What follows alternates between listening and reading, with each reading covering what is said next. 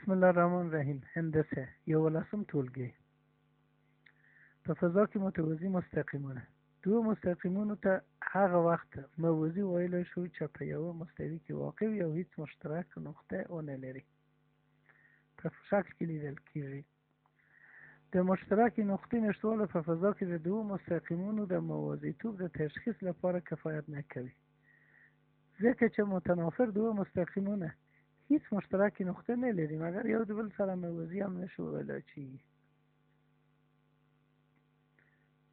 دلته لیدل کېږي. دوه متنافر مستقیمونه یو د بل سره موازي هم نه ده مګر مشترک نقطه هم نه لري. دعوا له یوې نقطې څخه چې له یو مستقیم څخه بهر واقع وي یوازې یو موازي له مستقیم خط سره رسمولی شو او بس. موږ مستوي پی مد نظر نیسو چې هم نقطه هم مستقیم خط په بر کې لري.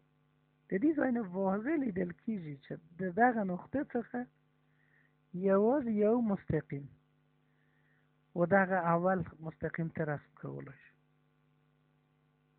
دعوا که دوه مستقیم خطونه سره موازي وي او یوه مستوي یو له هغه څخه قطع کړي بل یې هم قطع کوي، یو او دی دوه یو د بل سره موازي دي.